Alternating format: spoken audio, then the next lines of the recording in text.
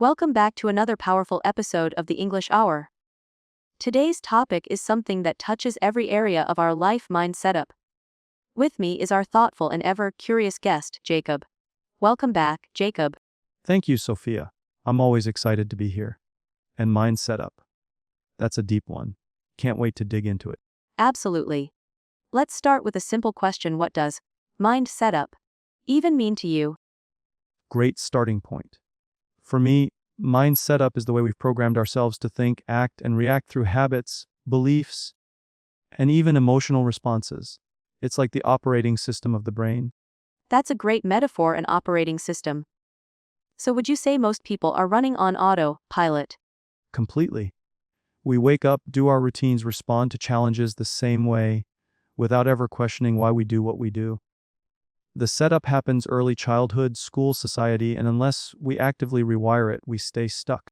That's a bit scary but so true. I think many people don't realize they're allowed to change their own mind setup. Exactly. It's like we think the settings are permanent, but they're not. With awareness and consistent effort, you can reshape your thinking patterns. So if someone feels constantly anxious, or like they're not good enough, can that be part of their mind setup? Definitely. That's one of the biggest signs. Negative self-talk, constant fear of judgment, procrastination, they all stem from certain beliefs embedded in the subconscious. And where do those beliefs come from, Jacob? Mostly from childhood. Imagine a kid being told repeatedly, "You're not smart," or "That's not for people like us." Over time, the brain accepts it as truth even if it's not. That's heartbreaking. So how do we change it? What's the first step? Awareness. Becoming conscious of your inner dialogue. The things you say to yourself when no one's listening. Once you identify those beliefs, you can start replacing them. Do you have a personal story or example of how you've changed your own mind setup? Oh yes. I used to have this belief that I wasn't a creative person. I thought creativity was only for artists, painters, or musicians.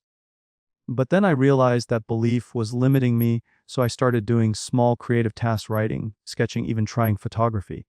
Slowly, I redefined what creativity meant for me. That's amazing. So, redefining words and concepts can be part of reprogramming the mind. 100%.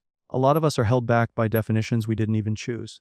Success, failure, happiness, if we redefine those for ourselves, we break free from inherited mindsets. I love that. I think one thing people struggle with is consistency. They might try affirmations or journaling for a few days and then quit. Why does that happen? The classic start-stop cycle. It happens because the old setup is still stronger. Imagine trying to plant a new seed while weeds are still choking the soil. The mind resists change, it wants to stay safe, even if safe means stuck. So how do we override that resistance? Repetition. Repetition. The brain learns through consistent signals. That's why daily habits are powerful. Even 5 minutes of focused mental work daily is better than an hour once a month. Would you say morning routines play a big role in mind setup? Huge. The first hour of your day sets the tone for the next 16. If you wake up and immediately check your phone or emails, you're reactive. But if you take that time to ground yourself, meditate, visualize, read, you start from a place of power. What's your morning routine like? I keep it simple. I wake up, drink water, stretch for 5 minutes, and then write down 3 things I'm grateful for. Sometimes I visualize my goals or just sit in silence. It's not fancy, but it's effective. I like that it's simple. A lot of people get overwhelmed thinking they need a 2-hour ritual with candles and incense. Exactly. Consistency over complexity. Start with what feels doable. One small change leads to another. Let's talk about limiting beliefs. How can someone recognize that they're even operating with one? Great question. A limiting belief usually shows up when you try something new and immediately hear a voice that says, "You can't do that," or "Who do you think you are?" That voice is not the truth, it's the old setup. And replacing that voice would be, what? Positive affirmations. Partly yes. But even more powerful is proof. Take small actions that contradict the old belief. If you think you're bad at public speaking, join a small group and speak for 5 minutes. Evidence changes belief faster than words alone. That's such a practical approach. Don't just think your way out, act your way out. Exactly. Action is the best belief shifter. Do you think social media affects our mind setup? Oh, absolutely. It creates unrealistic standards and constant comparison. It programs us to believe we're behind, not enough, or missing out. So, how do we protect our mindset in that environment? Curate your feed. Follow people who inspire, educate, or uplift you. Unfollow accounts that make you feel inferior. And most importantly, limit your screen time. That's a good reminder for me too. Sometimes I find myself scrolling, and then feeling low without even knowing why. That's the power of subliminal input. Even if you're not fully conscious of it, your mind is absorbing those images, messages, lifestyles. What about the concept of a growth mindset? How does that fit into this whole mind setup idea? A growth mindset is a flexible mind setup. It believes that abilities can be developed through effort. It embraces challenges and views failure as feedback. And a fixed mindset would be the opposite. Yes, a fixed mindset says, I am what I am. I can't change. It's the belief that intelligence, talent, or ability are static. And that's very limiting. I imagine people with a fixed mindset really struggle with setbacks. Exactly. They interpret failure as proof they're not good enough, whereas someone with a growth mindset sees it as a chance to learn and improve. Let's say someone wants to build a growth mindset starting today. What's step one? Step one, start saying, not yet, instead of, I can't. For example, instead of saying, I can't speak English fluently, say, I'm not fluent yet. That little shift opens up possibility. That's a beautiful technique. Adds hope and direction. Language shapes thought. The way we speak becomes the way we think. That reminds me we should dive into how vocabulary impacts mind setup. Our inner dialogue. Our choice of words, it all counts, right? Absolutely. Words like, I always mess up or I'm terrible at this are like commands to the brain. You're literally programming yourself with every sentence. So replacing negative statements with empowering ones is key. Yes, and even better, use questions. Instead of saying, I can't do this, ask, how can I figure this out? That triggers the brain to look for solutions. Wow, that's such a small but powerful mental shift. It really is. The brain loves to solve problems, you just have to ask the right questions. I love that idea, asking empowering questions. It turns the brain into a detective, looking for solutions instead of problems. Exactly. Most people ask disempowering questions like, why does this always happen to me? Or, what's wrong with me? Those only lead to negative answers. So it's not just about positive thinking. It's about asking better questions. Yes. Positive thinking helps, but it's like putting frosting on a burnt cake. You've got to go deeper. Reframe the whole thought process.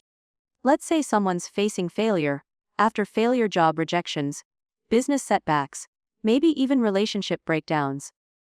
How do they reset their mind setup in that storm? That's tough but not impossible. First, they need to stop personalizing failure.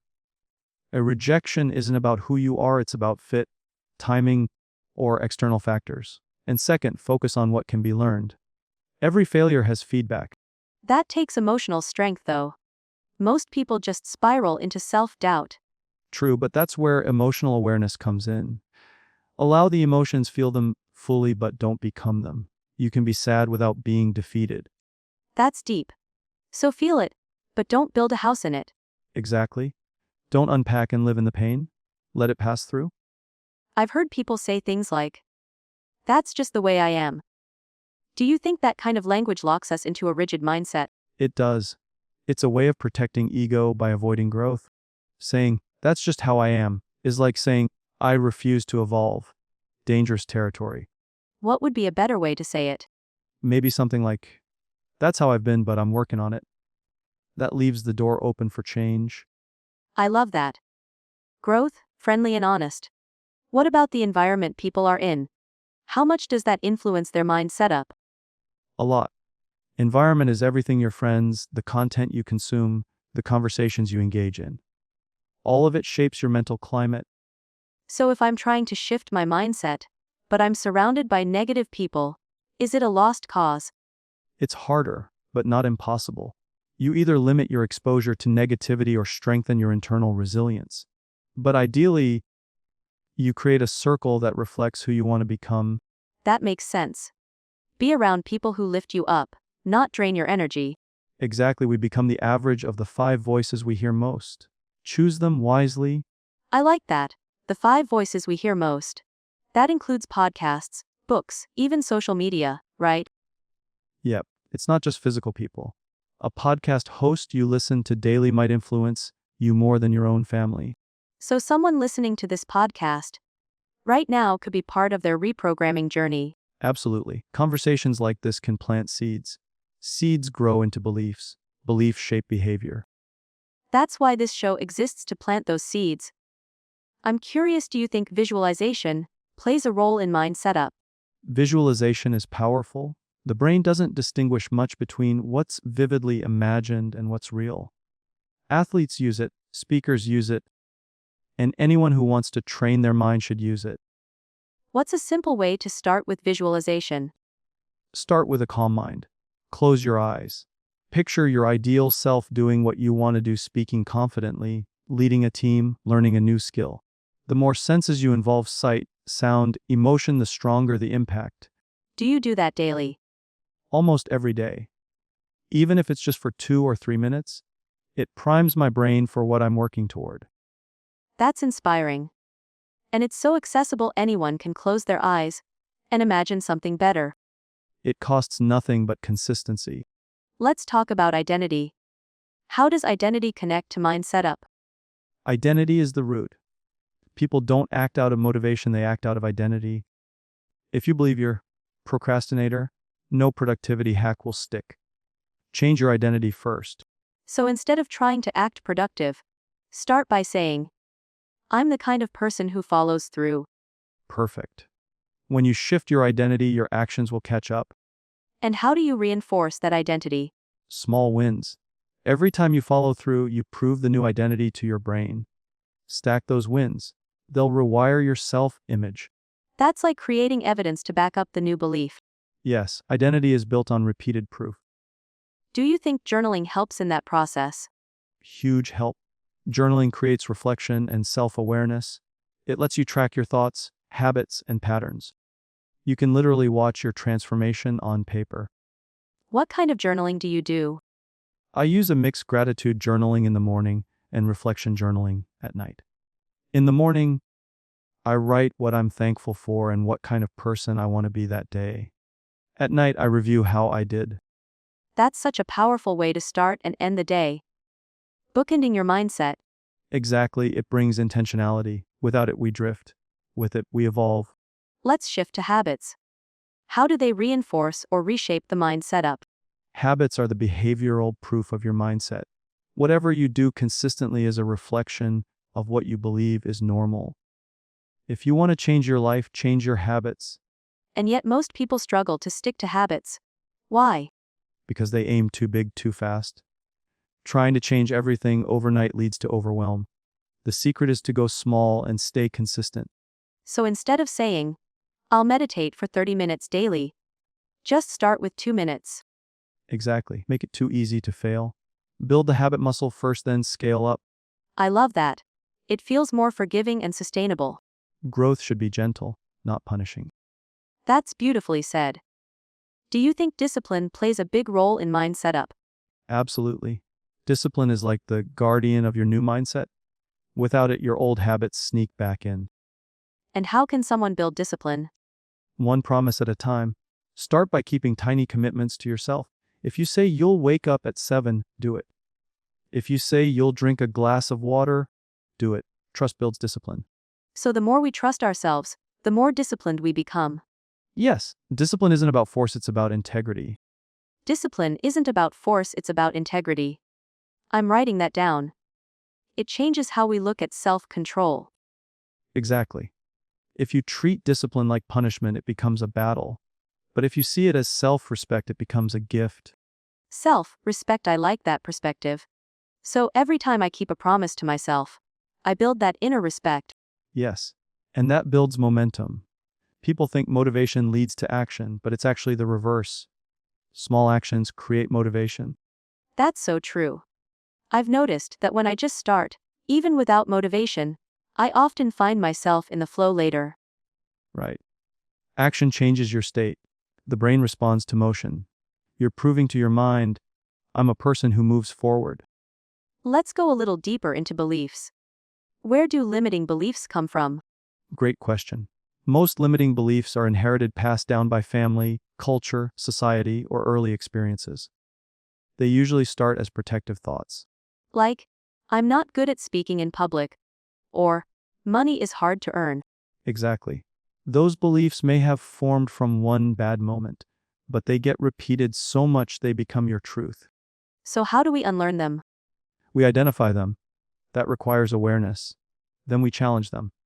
Ask, is this always true? Where did I learn this? Who would I be without this belief? That's powerful. I guess most people never even pause to question their inner script. Right. They think their thoughts are facts, but thoughts are just mental habits. So, once we see a belief as optional, we can replace it. Yes. Replace it with an empowering belief and then take actions that support the new one. That's how belief rewiring happens. Can you give an example of one belief you personally rewired? Sure. I used to believe I wasn't creative. That came from school art teachers, comparisons, things like that. But once I started writing and speaking, I realized creativity isn't just painting, it's solving problems, telling stories, making connections. That's such a relatable shift. Creativity isn't limited to a canvas. Exactly. Once I redefined creativity, I saw it everywhere in how I think, how I teach, even how I navigate life. So, part of changing your mind setup is redefining what things mean to you. Yes. The meaning you assign to something determines your emotional response. If you redefine failure as feedback, it becomes fuel. Let's talk about emotions for a second. Some people suppress them, others get consumed by them. What's the role of emotion in mind setup? Emotions are signals. They're like internal messengers. If you suppress them, you miss the message. If you drown in them, you lose perspective. The key is to feel them fully and observe them wisely. That sounds very mindful. It is. Emotional intelligence is a core part of mindset mastery. Learn to name the emotion, understand the trigger, and choose the response, not just react. So instead of saying, I'm angry, maybe say, I'm noticing anger. Yes, that one tweak creates space between you and the feeling. Now you have control. That's a game changer. What about people who feel stuck mentally, like they're caught in a loop of self-sabotage? That usually comes from inner conflict. One part of them wants growth, another part fears change. To move forward, you have to understand both parts and integrate them. So the part that self-sabotages isn't evil, it's trying to protect something. Exactly. Maybe it's trying to keep them safe or avoid embarrassment. Once you listen to that part and assure it, the resistance softens. That's such a compassionate way of looking at personal blocks. Inner compassion is essential. You can't bully your way to growth. You have to guide yourself with love. I feel like many people carry shame around their setbacks, and that shame becomes part of their identity. Shame says, I am bad, not just, I made a mistake. That's a dangerous belief. It hijacks self-worth. How can someone start healing that kind of shame? Start by separating action from identity. Say, I did something I regret, not I am a failure. Then share your truth with someone safe.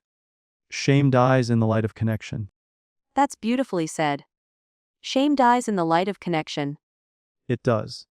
And even speaking it aloud to yourself in a mirror can be healing.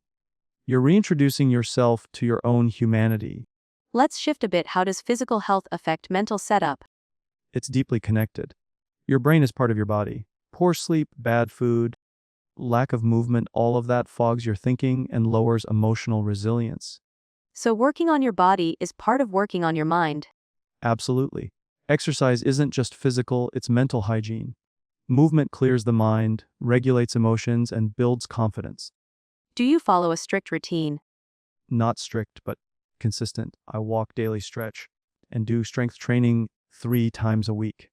It's not about intensity, it's about showing up. That's so relatable. I think people get discouraged by extreme routines. Exactly. It's not about doing everything perfectly. It's about making movement part of your lifestyle. What's your view on digital habits, social media, screen time, etc., and their impact on mindset? It's huge. Our attention is our most valuable currency. Social media can either drain it or direct it. Depends on how you use it. So, are you strict with your phone use? I set boundaries.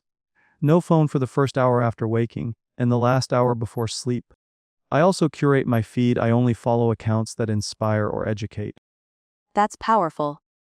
Curating your digital environment is just as important as curating your physical one. Exactly. What you consume daily shapes what you believe. You are what you scroll. You are what you scroll. I've never heard it put that way. But it's so true. Yeah, your thumb decides your mindset sometimes more than your conscious mind. Let's dive into something you just mentioned: identity shifts. I think that's one of the most powerful parts of mindset work, but also the most overlooked. Absolutely. Your identity is like your operating system. Every belief, habit, and decision runs through it. If you don't shift the identity, the upgrades won't stick. So even if someone changes their habits temporarily, if they still see themselves as the old version, they'll snap back.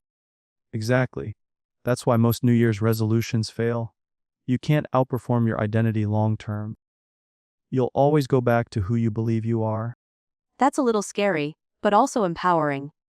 Because identity is something we can shape, right? Totally. It's not fixed. Neuroplasticity proves that. Your brain literally rewires based on what you repeatedly think, feel, and do. Let's talk about neuroplasticity for a moment. For someone who's never heard that word, how would you explain it? I'd say it like this: your brain isn't a hardwired machine, it's more like soft clay. Every thought, emotion, and behavior sculpts it. You're constantly shaping your mind, even when you don't realize it. That's amazing. So even if someone's had 20 years of negative thinking, they can still rewire their mind. Yes, it takes time and repetition, but it's absolutely possible. Every time you choose a new thought, you strengthen a new neural pathway. Over time, that becomes the default. So mindset work is really brain training. That's a great way to put it. You're literally conditioning your brain to work for you instead of against you. I love that. What are some of your favorite ways to rewire thought patterns? One is using affirmations, but not the cheesy kind. I prefer something like evidence-based affirmations, where you back the statement with real proof. Can you give an example? Sure. Instead of saying, I am confident, when you don't feel it, you could say, I've handled tough situations before. I have what it takes. That's still empowering, but grounded in truth. That feels so much more authentic. The brain resists things it can't believe. Exactly. If your affirmation feels fake, your subconscious rejects it. But if you build it from facts, it sinks in deeper. I'm curious, do you talk to yourself out loud? I do sometimes, yeah, especially when I catch a limiting thought. I'll literally say, nope, that's not true anymore, and then replace it with something better. That's powerful. So you're acting like a coach inside your own mind. That's the idea. Your internal voice becomes your most consistent companion. Might as well make it kind, wise, and strong. I wish more people knew they could rewrite that inner dialogue. A lot of people live with a very critical inner voice. Yeah, and that voice is usually not even theirs. It's borrowed from a parent, a teacher, an experience. But they don't realize it's optional. How can someone start becoming aware of that voice? Journaling helps, or just catching yourself when you say things like, I'm such an idiot, or of course I failed. Pause and ask, would I say this to a friend? That question is so revealing. We're often much harsher on ourselves than we would be on anyone else. Exactly. So turn the lens around. Talk to yourself like someone you love. That's the beginning of a healthy inner setup. What about childhood influence? How much of our mindset is shaped by early experiences? A massive amount. Childhood is when your brain is the most impressionable. The things you hear and feel become the blueprint for how you see the world.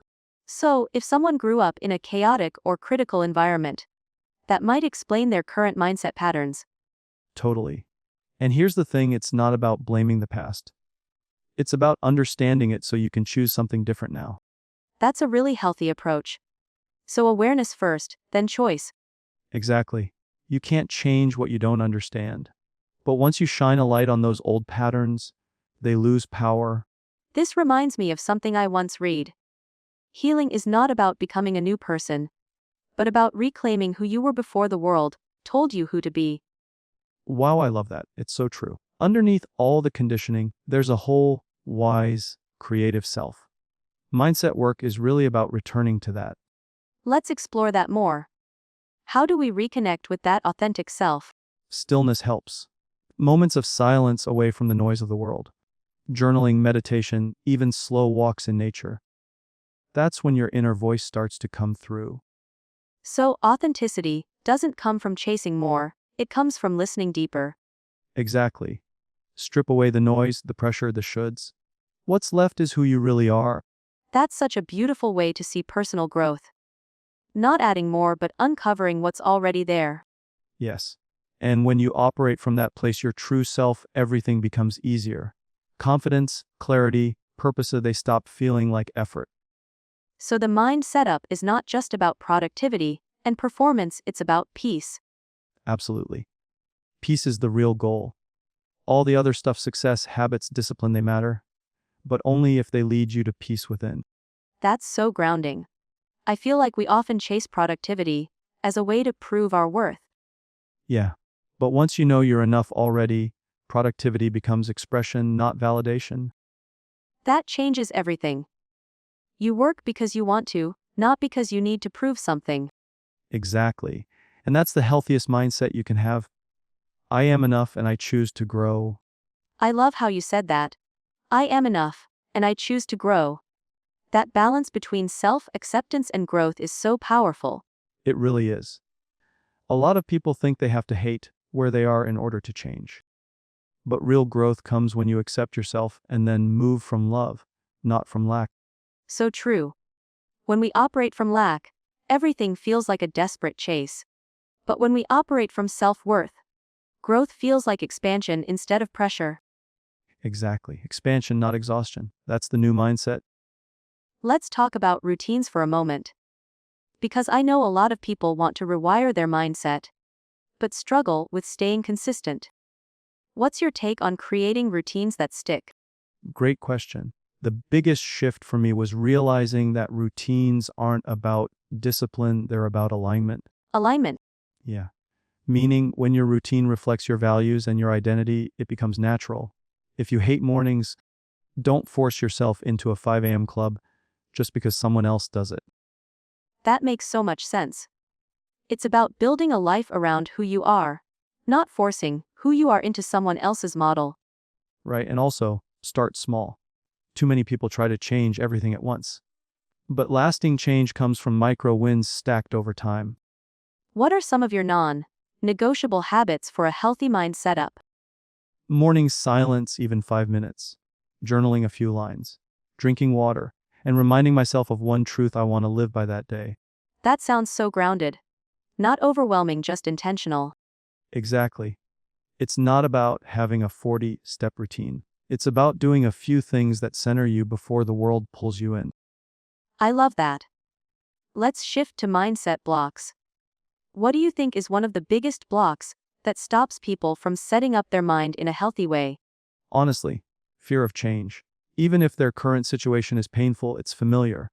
And the brain loves familiarity. So we hold on to what's known even when it hurts, just because it's predictable. Yes. That's why people stay in toxic jobs, unhealthy relationships, or negative self-talk loops. It's the devil they know. How can someone start breaking that pattern? I'd say the first step is getting curious. Instead of judging yourself for staying stuck, ask, what am I afraid might happen if I grow? That's deep. So underneath procrastination or self-sabotage might be a fear of success, or fear of outgrowing people. Exactly. Sometimes we're not afraid of failing, we're afraid of what success might demand from us. That really hits home. Growth can feel lonely or overwhelming, especially if you feel like your environment won't support the new version of you. And that's where inner strength comes in. You have to validate your own evolution, even if no one claps for you yet. Wow, say that again. You have to validate your own evolution, even if no one claps for you yet. That's a gem.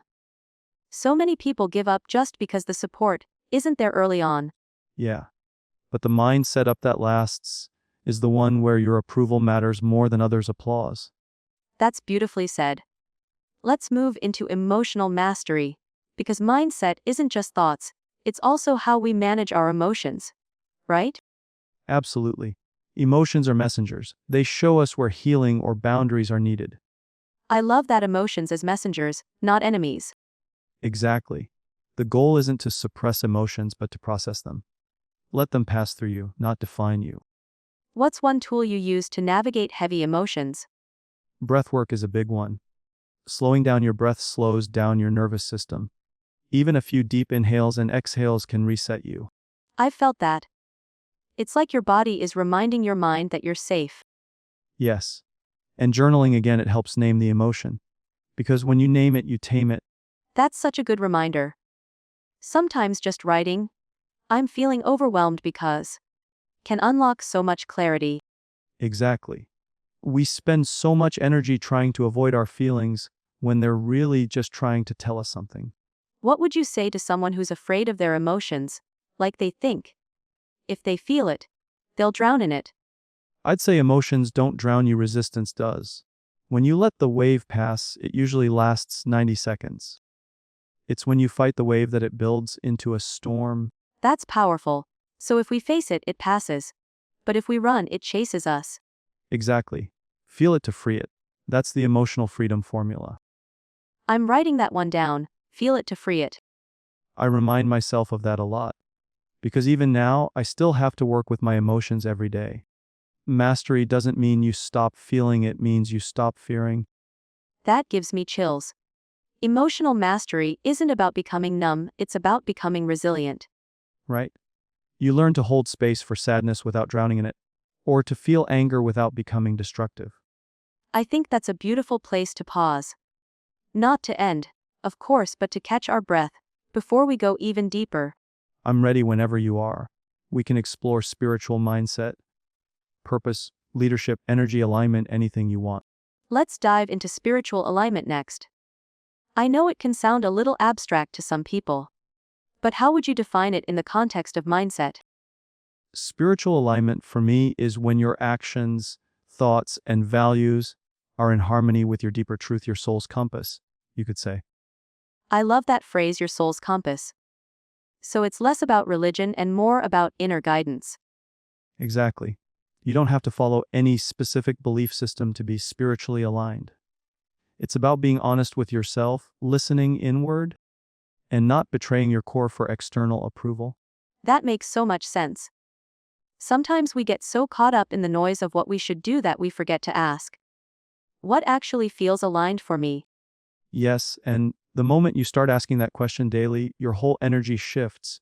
You stop chasing and start attracting, That's so real. You begin to move from hustle to magnetism. right?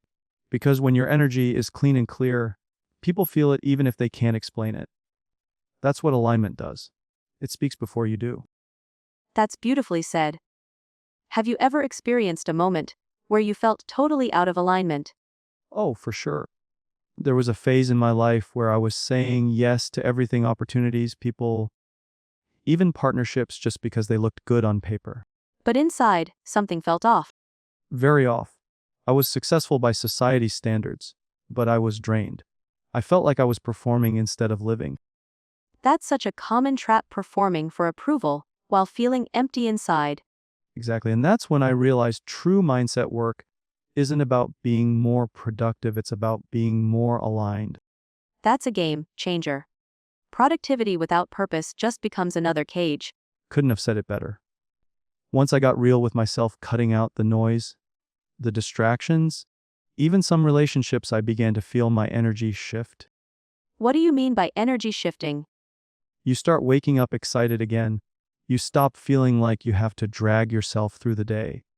You start meeting the right people, seeing synchronicities, feeling supported instead of alone. That sounds like moving from survival to flow. Have. Exactly. That's when life stops feeling like a struggle and starts feeling like a dance. Let's talk about leadership mindset for a bit. Because even if someone isn't a CEO or manager, we all lead in some area of our lives, our families, our projects, our communities. Definitely. Leadership isn't about title, it's about influence and responsibility. And it starts with self-leadership. So, what does self leadership look like? It means doing the right thing even when no one's watching, holding yourself accountable, speaking kindly to yourself, setting boundaries, all the behind the scenes habits that shape your character. That's so refreshing to hear.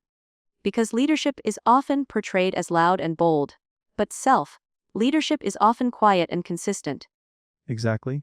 It's not about being the loudest in the room, it's about being the clearest in intention. I love that. How does mindset affect how we show up as leaders? It's everything. A reactive mind creates reactive leadership, always firefighting. But a grounded mind creates conscious leadership, clear, calm, and creative. That's gold. So, if I want to become a better leader in my life, I need to clean up my inner world first. 100%. Because people don't follow your words, they follow your energy. And your energy is a reflection of your mindset. Let's bring this into the topic of abundance. Because so many people are trying to attract more money, more peace, more opportunities. How does mindset play into that? Oh, this is one of my favorite topics. Abundance starts as a mindset before it ever becomes a material reality. Can you expand on that? Sure.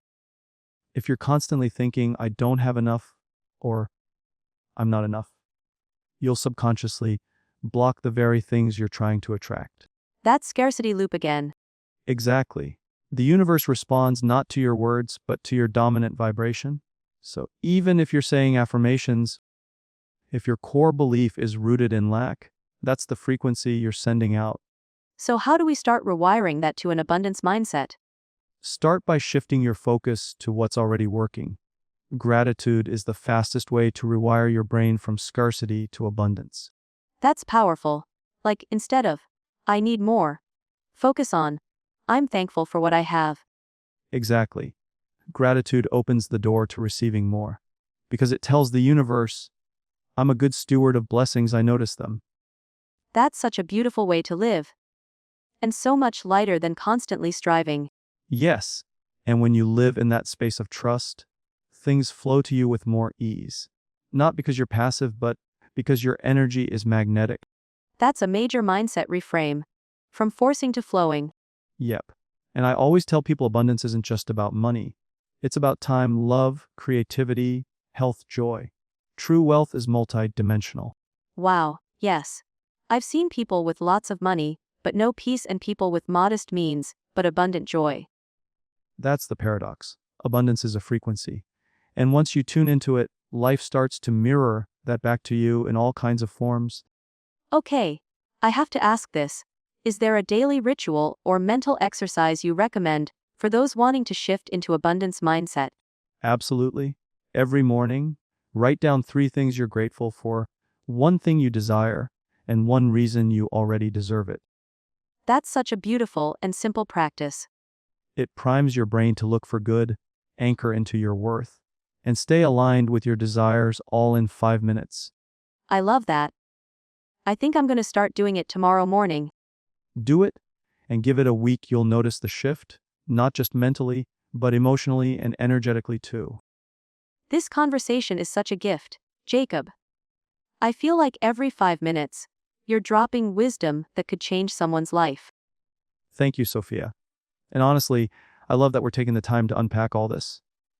Long-form conversations allow for deeper rewiring. 100%. And we're just scratching the surface. I'd love to explore manifestation, how environment affects mindset, even how childhood beliefs shape our adult behavior, if you're up for it. Oh, absolutely.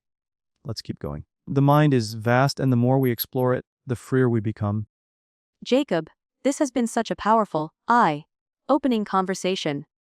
We've touched on so many layers of mindset, from daily thoughts to spiritual alignment, leadership, abundance, and so much more. Absolutely, Sophia. These are the kind of deep dives that can really spark transformation. I've enjoyed every minute of this. Same here. And to everyone listening, if something resonated with you today, take a moment to reflect, maybe even journal about it. Mindset is built one thought, one choice at a time. Well said. And remember, your current mindset is not your final destination. You can always rewire, realign, and rise. Thank you so much, Jacob, for sharing your wisdom and energy with us. We'd love to have you back for another round soon. I'd be honored anytime. And to our listeners, don't forget to like, share, and subscribe to the English Hour for more soulful, practical conversations. Until next time, stay aware, stay intentional, and stay inspired.